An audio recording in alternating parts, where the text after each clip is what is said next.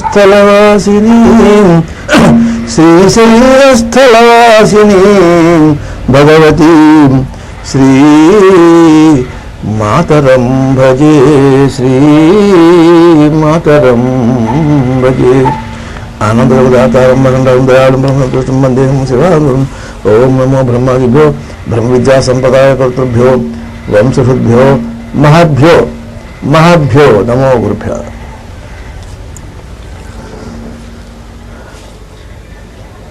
యోగానంద గారు తమ మహాగురువుల్ని మహావతార్ బాబాజీ వారిని కలిసినట్టు హిమాలయాస్లో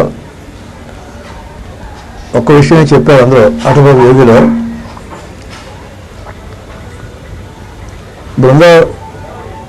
బద్రీనాథ్కి ఆ సరస్వతి నది దాటి అలకనంద సరస్వతి సంగమానికి 8 కిలోమీటర్లు ఎగువకు వెళితే మహాపర్వత శ్రేణులు ఉన్నాయి. వాటి వర్ణన కాళిదాస్ గారు ఇచ్చారు. ఆ వర్ణన కూడా ముందు ముందు చూద్దాం. ఈ వాటికి కూడా పౌర్ణమి రోజుని మహావతార్ బాబాజీ ఆయన పరంగి పట్టై అనే ప్లేస్లో పుట్టారు, కావేరీ నది ఒడ్డుని. మొన్న ఆయన అనుగ్రహంతో అక్కడ వెళ్ళడం జరిగింది.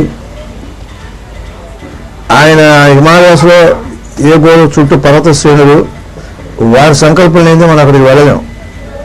ఏ మహర్షులు మన కలవాలన్నా వారి సంకల్పం ఉంటేనే కానీ మన అక్కడ గోడలు పర్వతాలు అడ్డు వస్తాయి. అక్కడ ఏముండవు, ఏమిటి పర్వతం అనిపిస్తుంది. మానసరోవరం అంతే. అక్కడ ఇవాళ కూడా పౌర్ణమి రోజుని వారి చెల్లెలు వెండి కంచంలో శిష్యులు 12 మంది ఉంటారు. అక్కడ ఆ చెల్లెల పాదాలను కలగమంటారు, అలా కూర్చుంటారు. ఇవాళ మాట మద్రాసులో ఎస్ఆర్ రామయ్య అని ఒక వారు ఉన్నారు. వారి ఫోటో కూడా మనం దర్శించాం. వారి రూమ్లో అప్పటప్పుడు పౌర్ణమి రోజుని ఇవాళ ఆయన రక్త మాంసాలతోటి తేజ శరీరంతో ఆయన గదిలో కలుస్తున్నారు, సాక్షాత్కరిస్తున్నారు. ఇదే విషయాన్ని యోగానంద పరమహంస గారు కలకత్తాలో ఆయన గృహంలోకి వెళ్ళడం జరిగినప్పుడు వారి తమ్ముడు కోడలు ఉన్నారు అక్కడ. ఆయన మాకు ఇంగ్లీష్లో చెప్పారు. అక్కడ చిన్న ఏదో అర్ధరాత్రి తలుపు చప్పుడైందిట. చప్పుడైపోతే ఆయన వెంటనే నేను లేచి తలుపు తీస్తే బాబాజీ గారు వచ్చారు. గౌరవ లోపలికి వచ్చారు. లోపలికి వచ్చి చిన్న గది ఉంది, ఇంతే గది. ఆ గదిలో నుంచున్నారట. అక్కడ నుంచి ఏం చెప్పారో తెలియదుట. చెప్పేసి వెంటనే ఆ గదిలోనే మళ్ళీ బయటకు వెళ్ళకుండా అక్కడే అదృశ్యం అయిపోయారట. ఆ అదృశ్యమైన స్థలంలో ఆ బాబాజీ ఫోటోలు మీరు చూస్తుంటారు. అలాగే ఈ శిరోజాలు ఇలా ఉన్నవి. ఒక చిన్న గూడు, ఆ గూట్లో మార్బుల్ స్టాచ్యూ ఉంది. అక్కడ ధ్యానం చేసుకుంటే లోపల నుంచి స్పందనలు కొట్టినట్టు అయింది. నలుగురు వెళ్ళమన్నారు ఆవిడ అక్కడ. అలాగే యోగానంద సార్ కూడా జీసస్ ప్రభు అతను 12 గంటలకి శరీరం గదంతా నీలం రంగు వచ్చి ఆ నీలం రంగులో ప్రభు జీసస్ రావటం, ఈ మాట్లాడుకోవడం అన్ని చాలా జరిగాయి. అంటే అర్హత ఉన్నటువంటి యోగీశ్వరులకి వారు ఎక్కడున్నా వాళ్ళు తెజ శరీరంతో ఈ భౌతికం కాదు, తెజ శరీరం ఉంటాయి. ఆ శరీరంతో అణువు మాత్రం చేతి లోకాల గమనం చేసి వెంటనే ఎదుగుండా ప్రత్యక్షం అవుతారు. ఇటువంటివి చాలా ఉన్నాయి. కనుక మృత్యువు జయించినటువంటి దివ్యకాంతి శరీరాలు అవి. ఆ దివ్యకాంతి శరీరాలతో చేజల్లుతున్నటువంటి బాబాజీని తాను దర్శించామని ఆ రూపాన్ని ఒక చిత్రలేఖనం వేసి చూశారు. వేసిన తర్వాత కూడా ఆయన శరీరాన్ని కూడా ఆ కలకత్తాలో దర్శించడం జరిగింది. బాబాజీ ఎందరికో పరిణతి చెందిన పండిపోయినటువంటి సాధకుడికి సాక్షాత్కరించినట్లుగా చాలామంది చెప్పారు. మేడం బ్రదర్స్కి ఆ మహానుభావురాలు చెప్తే చాలా ఉన్నాయనుకోండి, కొద్దిగా చెప్తాను. ఒకరోజు హైడ్ పార్క్ అని లండన్లో ఉంది, హైడ్ పార్క్. ఆ హైడ్ పార్క్లో సాయంకాలం సంధ్యవేళ సిమెంట్ బెంచ్ మీద కూర్చున్నట్టు. అప్పటికేదో మనసు ఏదో వికలమయ్యి అలా కూర్చుని ఏదో ఆలోచిస్తూ ఉంటే ఇప్పుడు నా గురువులు మాస్టర్ మౌర్య అలా కనిపిస్తే ఎంత బాగున్నా 2 కాళ్ళ మీద పడిపోతుంది, నాకు దారి నేనేం చేయాలో, ఈ దేహానికి లక్ష్యం ఏమిటో, ఎందుకు నేను వచ్చానో అది తెలియపరిస్తే బాగుండు, ఇప్పుడు కనిపించకూడదా నా బతుకు ఎందుకు అని మనసులో అనుకున్నాను. కళ్ళు మూసుకున్నారు. కళ్ళు తెరిచేటప్పుడు కానీ వస్తున్నారు మాస్టర్ మౌర్య.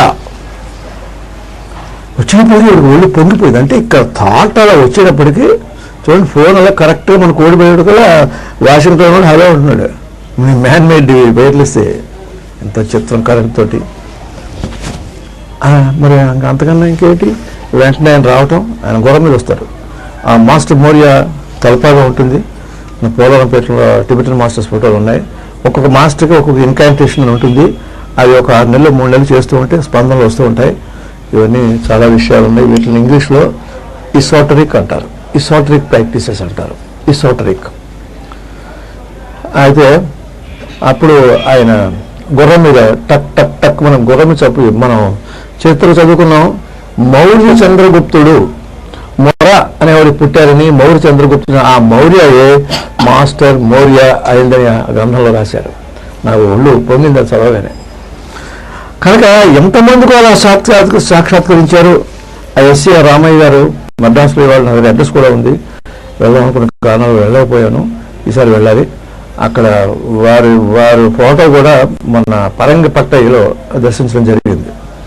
హిమాలయాల్లో ఈ బద్రీ క్షేత్రం సమీపంగానే ఉంది ఈ బాబాజీ ధామం అంటారు.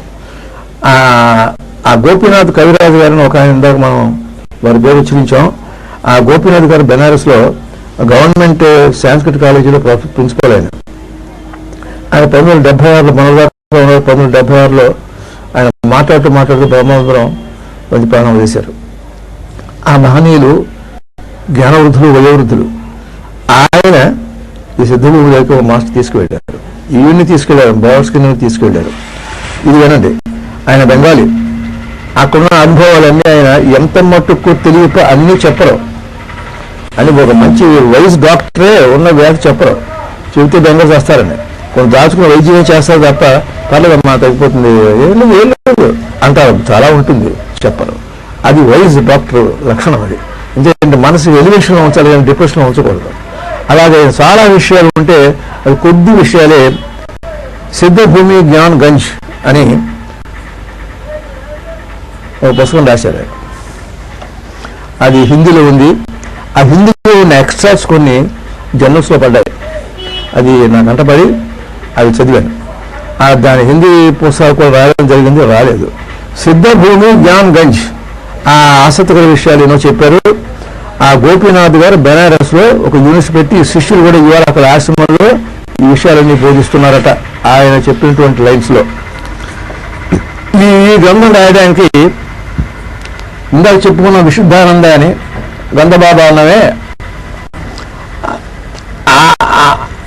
ఆయన అందం చేసిన వాడు ఈ విశుద్ధానంద శిష్యుడు.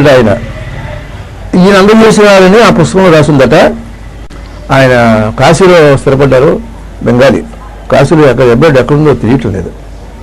తర్వాత విశుద్ధానంద ఇందాక చెప్పుకున్న ఆయన చెప్పిన విషయాలు ఏంటంటే, ఆ సిద్ధ ఋషులకి తరచుగా అక్కడికి వెళ్ళి ఆ భూముల దగ్గరికి వెళ్ళి ఆ మహాయోగు ద్వారా ఎన్నో విద్యలు నేర్చుకుంటూ వచ్చేవారట.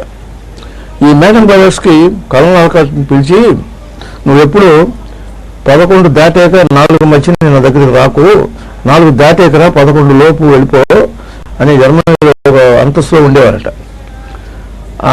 మరి ఈ లోపల ఎక్కడ ఉంటారు మేడం అని అడిగితే, నా దేహం ఇక్కడే ఉంటుంది కానీ నేను సోక్ష యాస్ట్రాల్ బడి నన్ను తీసుకువెళ్తారు, అక్కడ క్లాసెస్ ఉంటాయి హిమాలయాస్లో, అయిపోయినా మళ్ళీ 4ంటికి నేను వస్తాను, ఇక్కడ అప్పుడు వస్తే 4 దాటకముందు ఇప్పుడు రావద్దు సుమా అని చెప్పడం జరిగింది. ఇది ఆ గ్రంథంలో ఉంది. ఇంకా చాలా విషయాలు ఉన్నాయి, అవన్నీ ఇప్పుడు తర్వాత చెప్పుకుందాం. ఆనాడు ఆ టర్బన్ తీసి ఇలా పెట్టారు, ఆ టేబుల్ మీద పెట్టారు, ఆల్కట్టేది. ఇవాళ అడయార్లో తీసా సొసైటీలో ఈ టర్బన్ భద్రపరిచి ఉంచారు ఆనాటిది. కనుక తరచుగా వెళ్ళేవారు, విశుద్ధానందని తీసుకెళ్ళేవారు. ఇవన్నీ మీకు చెప్పారంటే ముఖ్యంగా ఈ విశుద్ధానంద ఆయన ఇందాక మనం సోలార్ సైన్స్ అని ముందు నేను పీఠికలో మనం సౌరశక్తి గురించి చెప్పుకున్నామన్న సౌర విజ్ఞానం యొక్క శక్తి వల్లనే ఇది చేయగలిగానని చెప్పారు. కనుక మనం మన సాధనలోనే ఈ సోలార్ ఎనర్జీ అంతా ఉంది. సూర్యుడు అంటే ఒక డిజైన్, ఈ మనకి ఆకాశంలో కనిపించే ఈ 10 అంగుళాల పళ్ళెం కాదు సూర్యుడు అంటే, అది ఊరికే రూపం, అది స్థూలం. ఇది స్థూలం అలాగే మన ఆకాశంలో కనిపించేది మన కంటికి కనిపించే స్థూలమే. లోపల ఉంది సూర్య మండలాంతర్వర్తి అన్నారు, లోపల మండలం.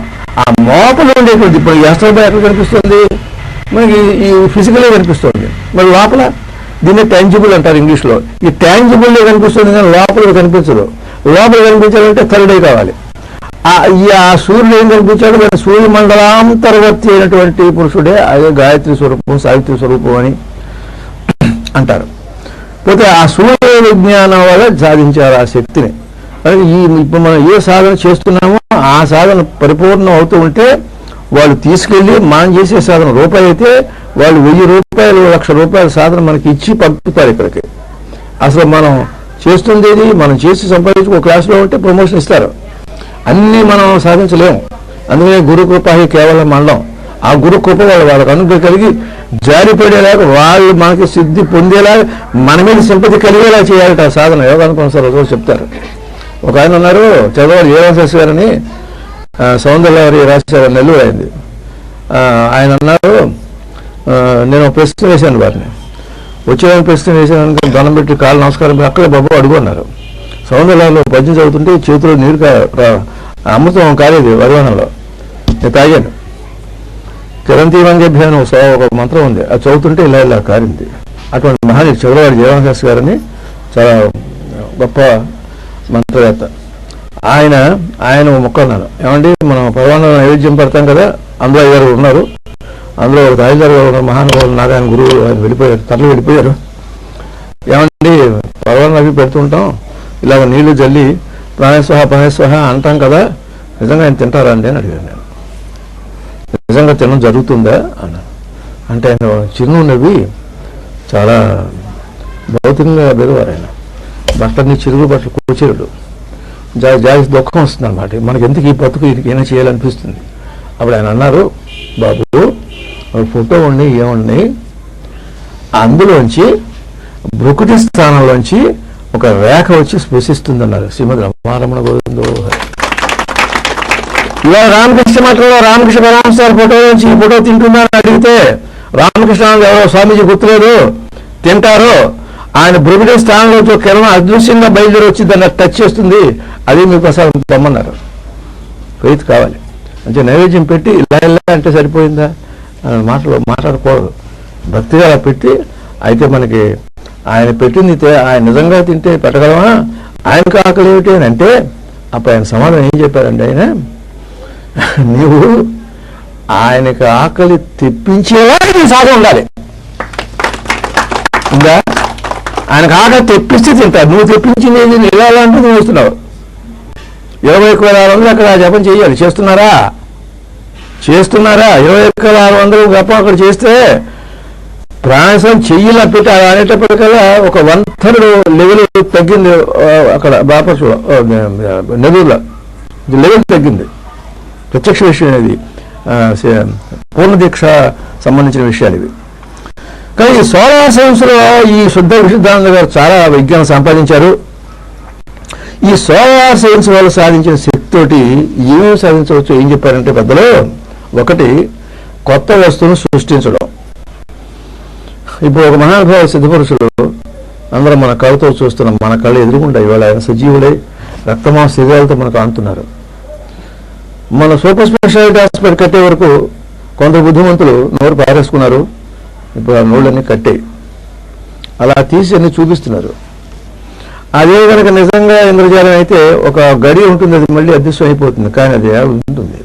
ఒక మానవాడికి చిత్రావతి నది ఒడ్డుని ఇసుకలోంచి తీసి రామలక్ష్మణ విగ్రహాలు ఇచ్చారు, ఇవాళ ఇంకా బొంబాయిలో ఉన్నాయి. అంటే కొత్త వస్తువులు సృష్టించవచ్చు, ఉన్న వాటిని కొత్తగా మార్చవచ్చు. ఇది సూర్య విజ్ఞానం వల్ల సాధనమైన విషయం. అదే అది అలా ఎవరి ద్వారా జరుగుతుందో వాళ్ళకు కూడా అది ద్యోతకం కాదు, తెలియదు. నీకు తెలియకుండా వచ్చేది విద్య.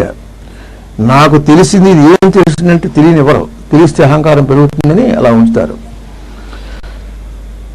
మీరు ఇన్ని సిద్ధులు పొందారు, వాళ్ళు పెట్రోల్ ప్రాబ్లం, ఆయిల్ ప్రాబ్లం ఉంది కదా, గంగా నది ఆ గోదావరి నదికి వెళ్ళి ఇలా అంటే పెట్రోల్ చేయొచ్చు కదా అని అంటే, సత్యబాబు గారు అన్న అని అంటే ఎల్ఎస్ రావు అని వైస్ ఛాన్సలరు, అవును అలాగా చేయొచ్చు, ఎవడో అగ్గిపెట్టేస్తే మొత్తం అంతా నాశనం అవచ్చు, అగ్గిపెట్టలు వేస్తే ఇదంతాను అంచేత నాకు చేత కాదు బాబు, నాకు కూడా తెలియదు అది, నేను అక్కడ ఉన్నాను, మీరేమో ఇక్కడ ఉన్నారు, నేను కిందకి రాను మీరు పైకి రాలేరు, చెప్పినారు వెంటనే అది జరిగేది నా ద్వారా జరుగుతుంది అని నాకు తెలియదు, అది పరమేశ్వరు ఇచ్చేది, ఇంతకన్నా ఎక్కువ మాట్లాడించకు అన్నారు.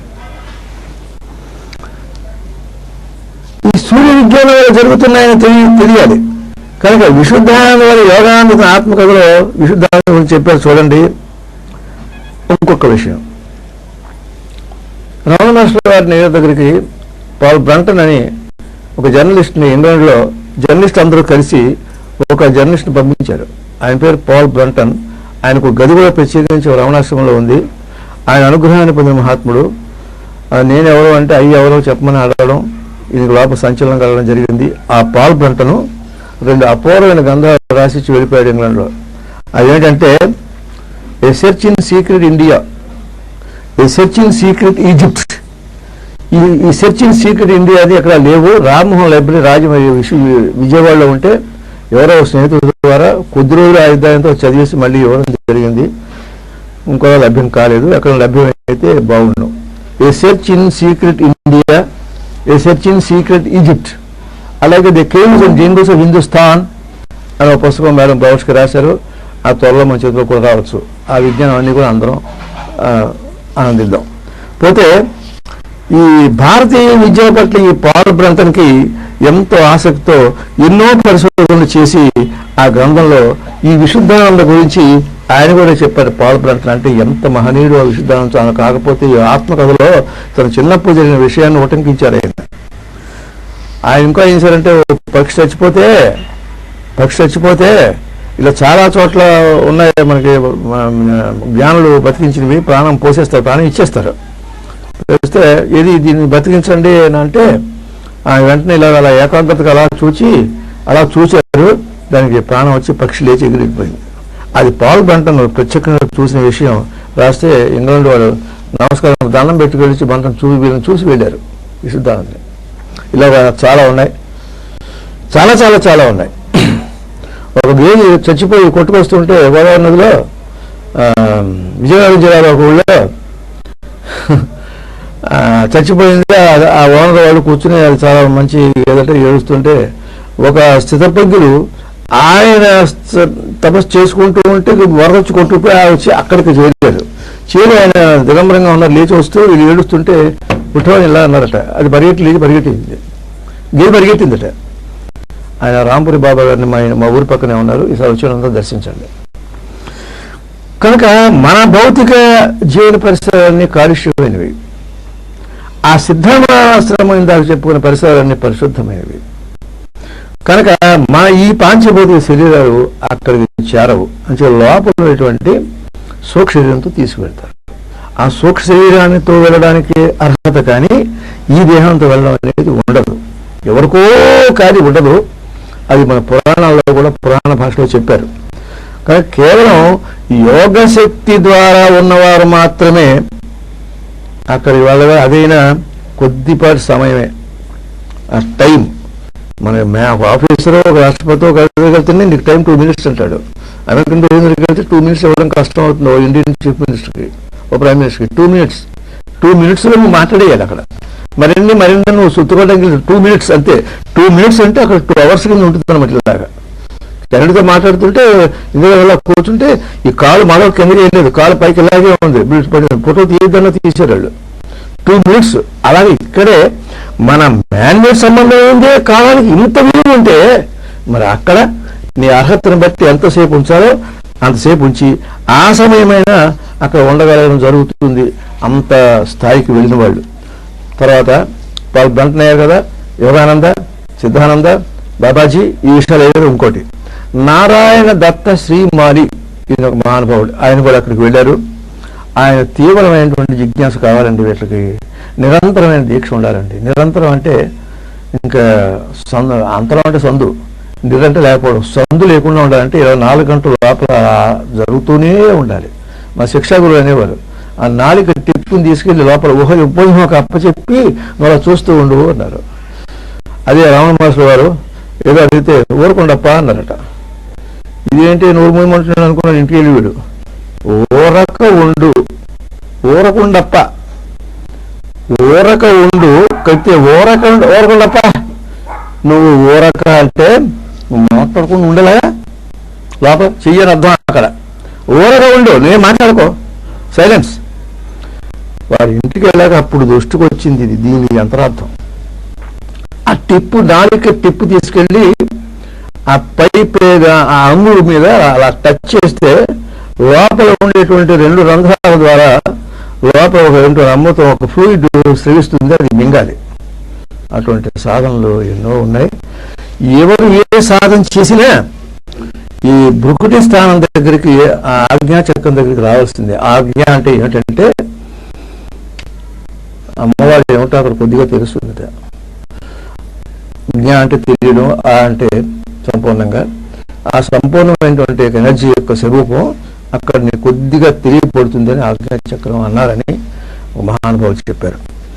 ఆయనకి నిరంతర దీక్ష. ఆయన జ్యోతిషం, తంత్రశాస్త్రం, నీకు జ్యోతిషం చెప్పాలి, ఏం చెప్పాలన్నా యోగ విద్య రాంది ఆ తాలూకులు ఏమి చేతితో పెట్టరు, రావు.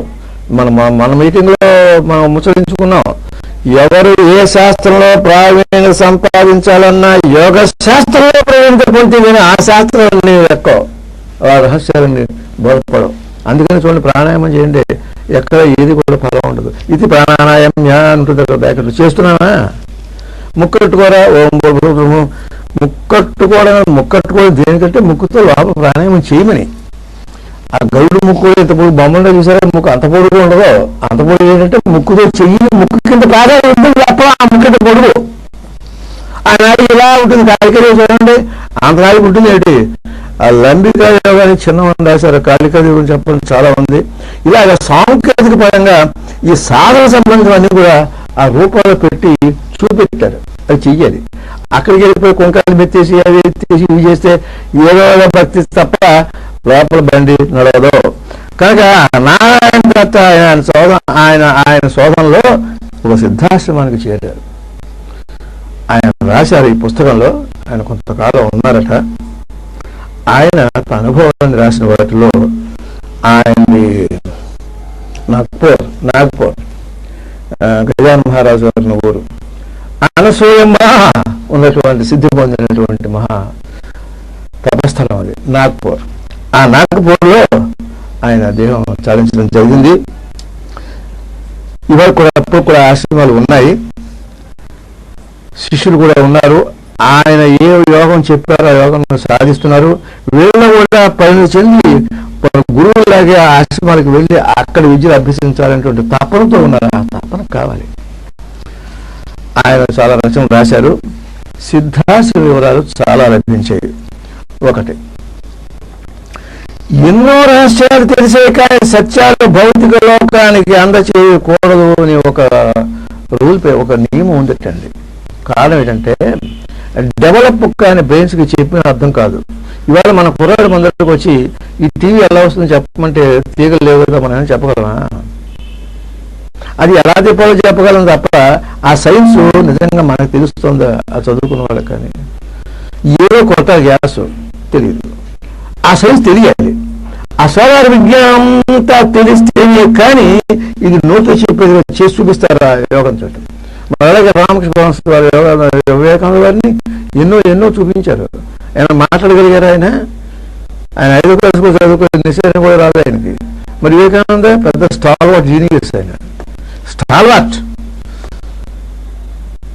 కాలు తీసుకెళ్లి బ్రహ్మాండం టచ్ చేసి వదిలేశారు, అయిపోయింది, ఫినిష్. స్పర్శ, దృష్టి, సంభాషణ అన్నింటితో లోపల ఆ కొండల్ని ప్రబోధాన్ని చేయగలిగినటువంటి మహానుభావులు. అది యోగ శాస్త్రంలో ఎవరెవరికి ఏ స్థానంలో స్పృశిస్తే ఆ కొండల్ని ప్రబోధం అవుతుందో వాళ్ళ యొక్క కాన్ఫిడెన్స్ బట్టి యోగీశ్వరుడికి అర్థం అవుతుంది. అది కొన్ని భూమికల్లో ఉండేటువంటి ఆంతర్యాలు ఈ సామాన్యుడికి మీకు అర్థం కావు అని. ఇక ఆ దివ్య ప్రదేశాలు ఎక్కడెక్కడ ఉన్నాయి? టిబెట్లో కైలాస మానస సరోవరం.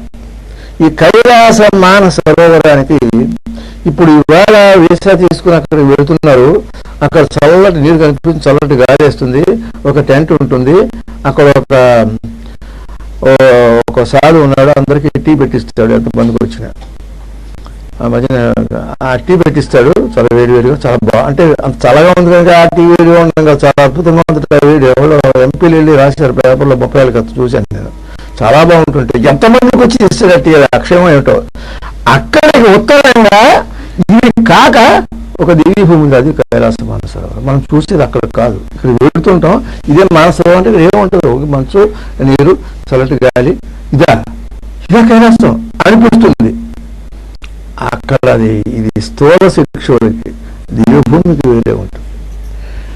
అదే ట్రాన్స్లేషన్ కాదు చెప్పుకున్నప్పుడు అది ఆ దివ్యభూమికలో, ఇక్కడ దివ్యభూమికలో అది దృశ్యమానం అవుతుంది. కానీ అక్కడికి వెళ్ళి ఏది ఇక్కడికి కనిపించలేదు అనడానికి వీల్లేదు. ఉత్తరంగా ఈ దివ్య ప్రదేశం ఉంది అని రాశారు ఆయన. అయితే అక్కడికి వెళ్తే మంచుతో అలా కప్పబడి ఉంటుంది. ఈ సామాన్యులకు అర్థం కాదు. ఈ మహనీయుడు కనుక వెళితే ఒక చిన్న ద్వారం తెరుచుకుంటే ఆ ద్వారంలోంచి ప్రవేశం జరుగుతుంది. మంగోలియా డెజర్ట్లో కలాపా గ్రామం కులు వ్యాలీ అని ఉంది.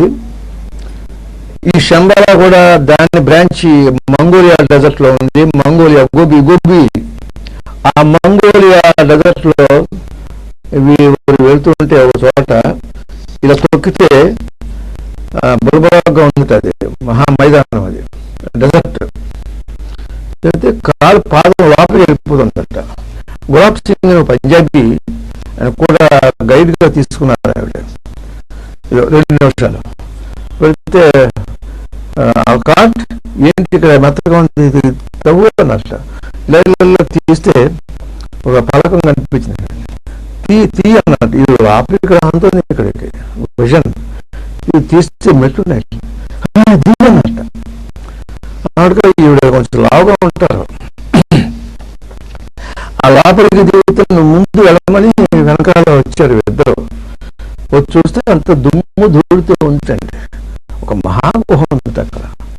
అంటే మనకి ప్రత్యక్షంగా మనకి కానీ భూములు ఉన్నాయండి. నిన్నగా మొన్న రాష్ట్ర పుస్తకంలో ఉన్నాయనడానికి ఇది ఒక తార్కాణం చాలా ఉన్నాయి. ఆ బాబు అయితే ఒక టేబుల్ ఉందట. ఆ టేబుల్ మీద ఒక ఫోటో ఉందట, దుమ్ము పడిపోయిందట. అది తీసి చూడుందట. ఆ ఫోటో తీసి దులిపెట్ట ఈ గులాబ్ సింగ్ చూస్తే వీడి ఫోటో ఉంటుంది. ఆడితే కాంతపోయట. ఏం మేడం నా ఫోటో ఉందన్నట్ట. పిచ్చివాడ నీ ఫోటో ఇక్కడ ఉన్నావు అన్నట్టు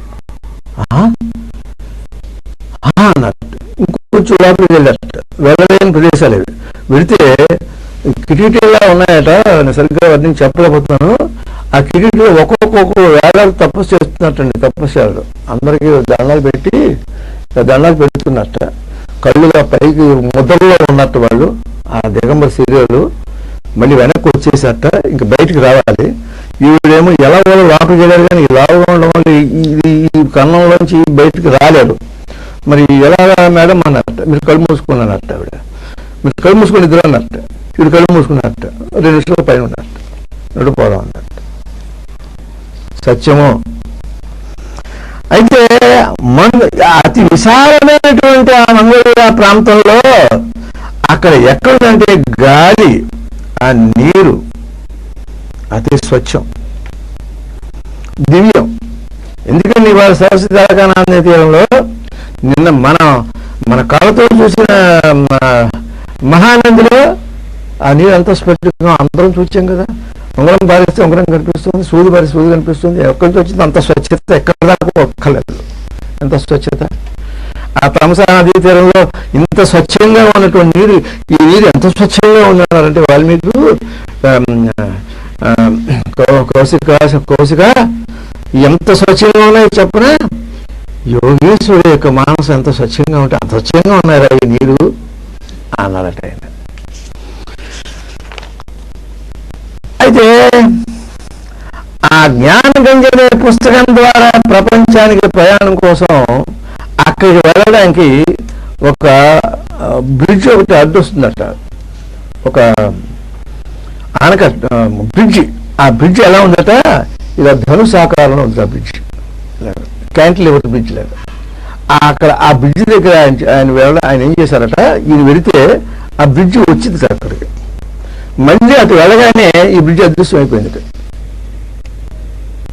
ఇది ఎలాగట, సోలార్ సైన్స్ వల్ల, ఈ సౌర విజ్ఞానం వల్ల అప్పటికప్పుడు ఆ బ్రిడ్జ్ అలా ఏర్పడడం, వీళ్ళు వెళ్ళగానే మళ్ళీ ఆ బ్రిడ్జ్ మళ్ళీ తీసేసేవారు. అదృశ్యం అయిపోయిందట.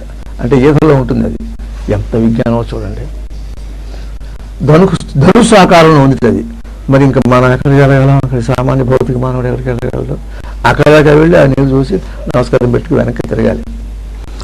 అది ఎప్పుడు కావాలంటే అప్పుడు ఆ బ్రిడ్జి ఇలాగా ధనుసు ఆకారంలో వంగడం, మిగిలిన సమయాల్లో దాన్ని తీసేయగల నిర్మాణం కూడా ఉంది. ఉంచారు తీసేది ఎందుకు? 147లో లాహిరి హిమాలయ పర్వతాల్లో మెటీరియల్ చేసిన గోల్డెన్ ప్యాలెస్, బంగారు భవనం సృష్టించి చూపించి, నీకు ఇది కావాలంటే ఉంటుంది, అక్కడ కావాలి చెప్పు అన్నారు బాబాజీ. ఇలా గుద్దుతుంటే గుద్దు అన్నారు. గుద్దితే బొళ్ళు మన సౌండ్ అవుతుంది. ఇదేమీ ఇంద్రజాలం కాదు. నువ్వు ఒక జన్మలో కోరుకున్నావు, నాకు బంగారు భవనం ఉంటే బాగుండు అని, అది వచ్చింది. కావాలా? ఇంద్రజాలం ఏం కాదు. ఈ అణువుని తయారు చేసి ఆ విజ్ఞానం నిజంగా తయారు చేసిన వస్తువే ఇది. అంటే సృష్టిలో ఇది వస్తువే, ఇది సత్యము. ఇది జ్ఞానం ద్వారా, భగవద్ అనుగ్రహం ద్వారా లభించినటువంటిది. లోపల అణుపరిమాణం యొక్క సంయోగం ఆ కెమికల్ వల్ల వచ్చింది. ఇది నువ్వు ఉంచుకుంటే ఉంచుకో, అక్కడ లేకపోతే మా అంటే నాకు వద్దు స్వామి, నాకు పరమేశ్వర జ్ఞానమే కావాలని కళ్ళు తెచ్చేవాడు ఏం లేవు. మళ్ళీ తొప్పలు, పెద్ద అరుపులు ఉన్నాయి. మనం చదువుకున్నాం. ఇది అవునా కాదా నిర్ధారణకి తన కింద వేసుకున్న పులితో చర్మం, ఆ చర్మం అలాగే కనిపించింది. అందులో చదవండి, మనం చదువుకున్నాం మనం. కనుక సూర్య విజ్ఞానంతో దాన్ని నిర్వహిస్తున్నారు, దాన్ని నిర్మిస్తున్నారు. నిర్మించి ఆ గాలిలో ఉంటుందో నిర్మించి అక్కడికి పోలేదు, మళ్ళీ తెప్పిస్తారు. ఆయన పేరు కవిరాజుని సన్మానం కూడా చేశారని. ఆ గ్రంథం ప్రకారం భారతదేశంలో చాలా చోట్ల ఈ సిద్ధభూములు ఉన్నాయని చెప్పడంలో